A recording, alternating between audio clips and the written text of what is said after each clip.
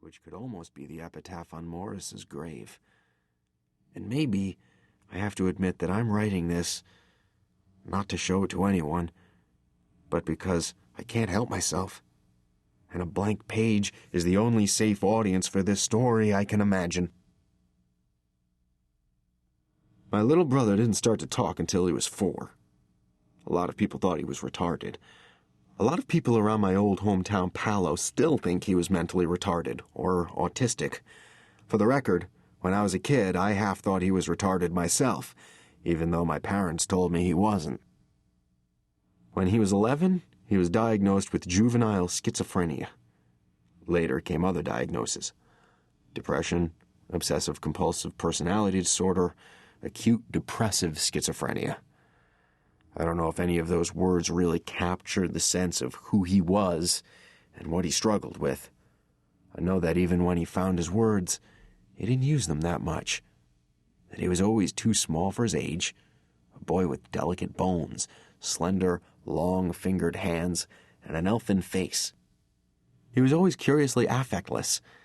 His feelings submerged too deeply to create a stir on his face. He never seemed to blink. At times my brother made me think of one of those tapered, horned conch shells, with a glossy pink interior curving away and out of sight into some tightly wound inner mystery. You could hold your ear to such a shell and imagine you heard the depths of a vast, roaring ocean. But it was really just a trick of acoustics. The sound you were hearing was the soft, rushing thunder of nothing there. The doctors had their diagnoses, and when I was 14 years old, that was mine. Because he was susceptible to agonizing ear infections, Morris wasn't let out in the winter, which by my mother's definition began when the World Series ended and ended when the baseball season began. Anyone who has ever had small children themselves can tell you how hard it is to keep them happily occupied for any real length of time when you can't just send them outside. My own son is 12 now and lives with my ex in Boca Raton, but we all lived together as a family until he was 7, and I remember just how draining a cold and rainy day, all of us stuck inside, could be. For my little brother, every day was a cold and rainy day, but unlike with other children, it wasn't hard to keep him busy.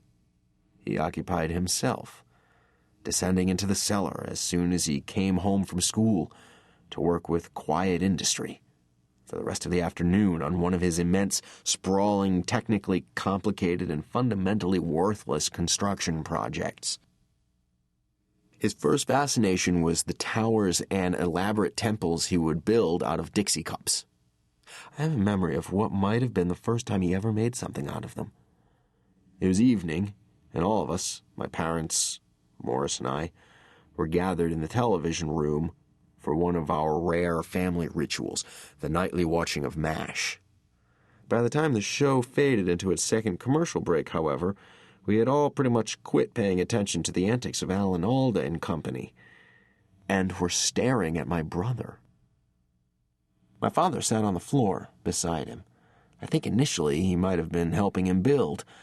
My father was a bit of an autistic person himself, a shy, clumsy man who didn't get out of his pajamas on weekends, and who had almost no social truck with the world whatsoever beyond my mother. He never showed any sign of disappointment in Morris, and he often seemed most content when he was stretched out beside my brother, painting sunshine-filled stick-figure worlds on construction paper with him. This time, though, he sat back and let Morris work alone, as curious as the rest of us to see how it would come out. Morris built and stacked and arranged, his long, slender fingers darting here and there, placing the cups so quickly it almost looked like a magic trick, or the work of a robot on an assembly line. Without hesitation, seemingly without thought, never accidentally knocking another cup down. Sometimes he wasn't even looking at what his hands were doing, was staring instead into the box of Dixie cups, as if to see how many were left. The tower climbed higher and higher, cups flying onto it so quickly I found myself sometimes holding my breath in actual disbelief. A second box of Dixie cups was opened and used up. By the time he was finished...